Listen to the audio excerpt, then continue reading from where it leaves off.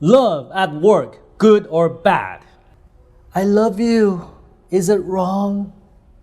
Hey baby, it's okay. Our coworkers don't have to know that we're in love.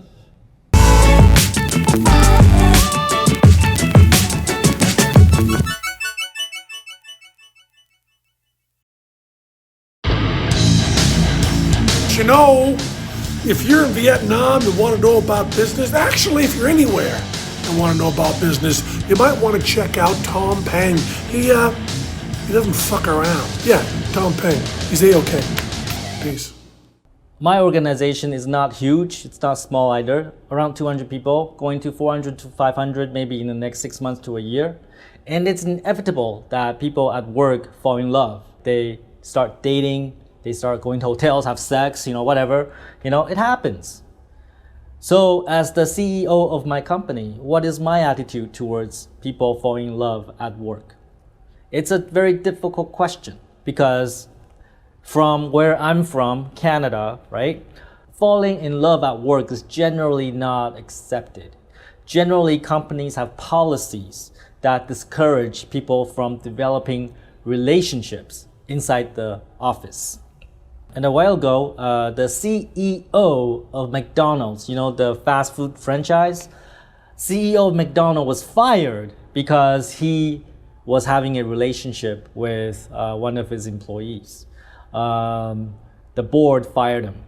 So luckily for me, my board doesn't control me, right? So I control my board. So that's actually another topic that I should cover sometime in the future. And that is, as a CEO of a company, you better then make sure that you control the board, not the other way around. The board doesn't control you, right? And there are many things that you can do to make sure that happens. So back to the question. So is love at work acceptable or not? It's a good or bad? Generally it's bad because when people fall in love, it makes everyone else uncomfortable, right? Because it creates gossip, it creates rumors, especially if you're hiding it from other employees. And most often, you fell in love with somebody at work, you're probably hiding it. You don't want everybody to talk about it. You don't want to share that information with other people. That the more you hide it, the more people talk about it. Because eventually somebody's going to see you. They're going to see you at a mall. They're going to see you near a hotel or, love motels, They're going to see you and the other person being intimate, and eventually the whole company will know. Oh yeah, that person, oh yeah, he is dating her and, they're having sex, it all happened and it's inevitable. So what I can advise you is that you really should look into your company policy, right? So with bigger companies, generally they have formal policies regarding relationships at work. Generally, I would say for the most part, they are against it. So you really should look into that policy and make sure that you abide by it. And I generally don't encourage my employees to fall in love with each other because as an employer, as a CEO, as a managing director, I know what happens when people fall in love. They get distracted. They are not focused at work and they fuck shit up. They fuck my project up. So this is something that I do not encourage as well as a company. We don't have formalized policies in my companies, but I really should have them.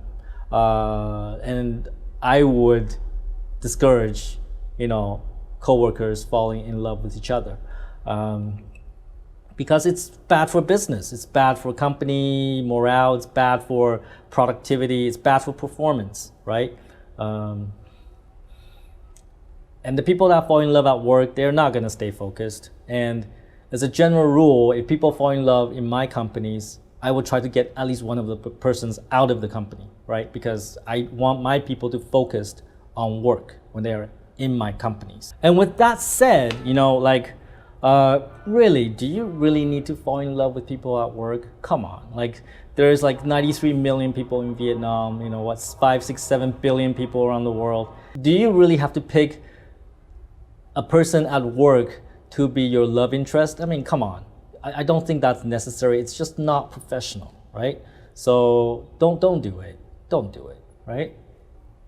And even worse is that, if the relationship is between a manager and employee, right? So if it's a direct report relationship, that's even worse, because now we're dealing with, conflict of interest, right? Because let's say a subordinate reports to a manager and they fall in love, and I will not be able to ensure the objectivity of that manager, right? That manager will be biased. That manager will protect his or her love, right?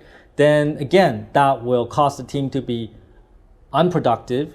It will create gossips and rumors, and that will destroy the entire team. Again, like, love affairs between employees is bad enough. But, if it's between a manager and employee, then I'm like, no. If that happens, that manager has to go. Cannot stay in my company. If you want to be a manager in my company, you better stay focused on the work at hand. The workplace is not a place for you to fall in love. This is not your Tinder, all right? This is not your Tinder where you go, oh, I love you, I don't love you, I love you, I don't love you. This is not your speed dating club, all right? So when you're at work, focus on work. Don't date your subordinates and don't date your boss. I know it's kind of exciting when you date your boss, right?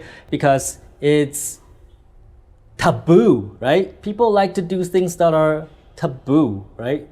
People find that hot for some reason, right? And it is, like having sex with your boss is pretty hot, I think. But don't do it, man. Don't do it, right? Because ultimately, it's probably not going to end well.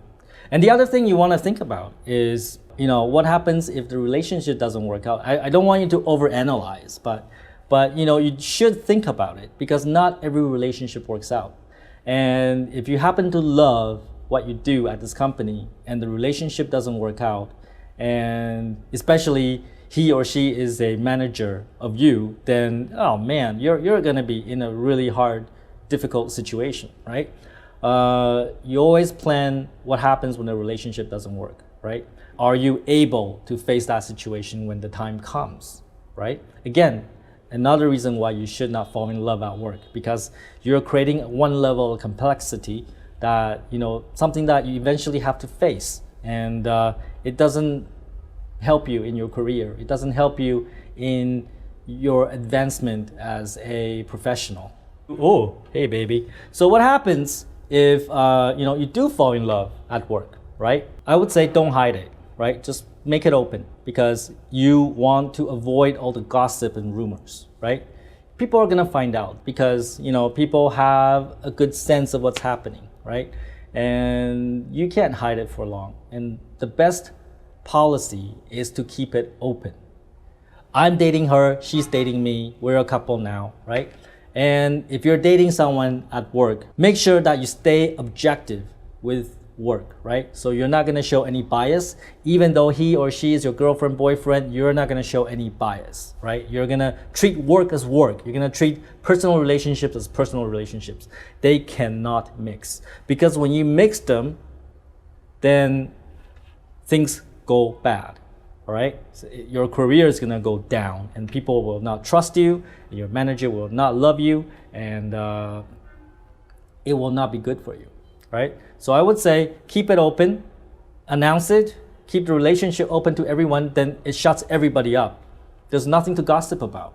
And also, like, if you're gonna be a couple, don't fucking flirt in the office. Like, hey, I love you. Don't do that kind of stuff, right? Don't do that, all right? Don't say I love you at work. It's wrong, right? Because it makes people uncomfortable, right? Work is a professional place. Work is like a sport. It's a professional arena, right? You don't say mushy things to your loved ones at work. It just makes people very uncomfortable. And don't flirt it. Don't flaunt it. Don't go, I love you oh so much, and then touch the boob. No, don't do that, okay? I also advise you, if you're gonna fall in love at work, make sure you talk to your partner and make sure you have a plan when you break up, right? So the most important thing is that when you break up the relationship, it should not affect your work.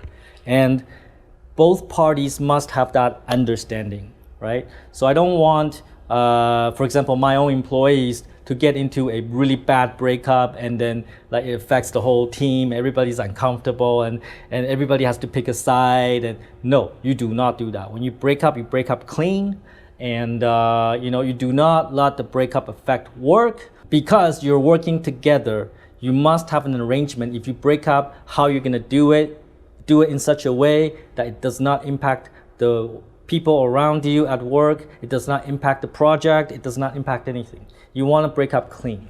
Just be courteous, right? I mean, like, you don't fart in an elevator, so you don't break up in a company and cause everybody to suffer, right? So in quick summary, familiarize yourself with the company policy. If the company policy is against people dating at work, don't do it, all right? Because it doesn't help you. If you really want to do it, quit, all right? Second, if you're gonna date in the office, then make sure you keep it open.